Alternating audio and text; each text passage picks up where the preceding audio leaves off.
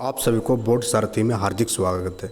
Bihar board की exam बहुत ही नज़दीक होने वाली है और एग्ज़ाम पॉइंट ऑफ व्यू से जो इम्पोर्टेंट पॉइंट है क्रैश कोर्स है ये एक, जिसमें हम लोग बात करते हैं डिफरेंट इम्पोर्टेंट क्वेश्चंस का। तो ये चैप्टर 8 का क्वेश्चन है जिसमें पूछा जा सकता है आपके एग्जाम में कि क्या होता है जब अंड का निषेचन नहीं होता है।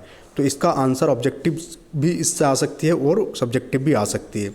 ऑब्जेक्टिव में आ सकती है कि जो ऋतुस्राव होती है यानी कि रोजोधर्म होती है उसका समय यानी कि उसकी अवधि कितने दिनों की होती है।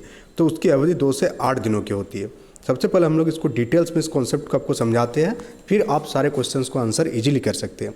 आपको याद रखना होगा, ध्यान रखना होगा कि यदि अंड कोशिका का निषेचन नहीं हो तो उसको जो जीवित रहने का समय है वो कितना दिन तक जीवित रह सकता है, 1 दिन तक ही जीवित रह सकती है। और अंडाशय जो है प्रत्येक माह यानी हर मंथ एवरी मंथ एक अंड का क्या करते हो, मोचन करता है। अतः जो निषेचित अंड होती है उसकी प्राप्ति हेतु जो गर्भाशय होती है माता की, वो भी क्या होती है, प्रति माह तैयार करता है और इसकी अंतभित्ति मांसल एवं स्पंजी हो जाती है। अब इस अंड के निषेचन होने की अवस्था में उसके पोषण के लिए आवश्यक है, परंतु अगर फर्टिलाइजेशन नहीं होगा यानी कि निषेचन नहीं होगा तो इस परत का, जो गर्भाशय में जो परत का निर्माण हुआ था, उस परत का भी कोई आवश्यकता नहीं होगी। तो वो परत क्या होगी, धीरे धीरे टूटकर योनि मार्ग से रुधिर एवं म्यूकस के रूप में जो होती है निष्कासित होती है।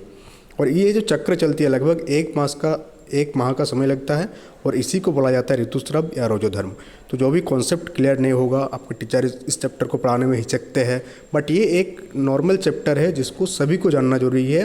ये एक बहुत ही इंपॉर्टेंट चैप्टर है आपके लाइफ के लिए। तो इस सब चीज़ों के बारे में अगर आपको जानकारी होगी तो आप आगे आने वाले समय में बहुत सारी चीज़ों को ईजिली ले सकते हैं।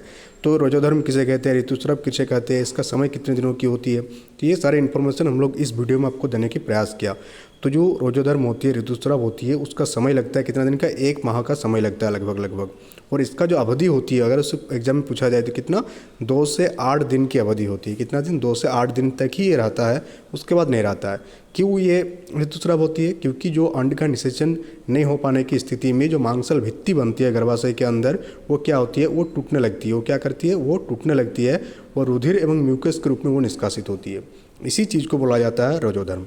तो आशा करते हैं कि ये कॉन्सेप्ट आपको क्लियर हुआ। मिलते हैं अगले वीडियो में नए कॉन्सेप्ट के साथ आपके बोर्ड एग्जाम की तैयारी के लिए।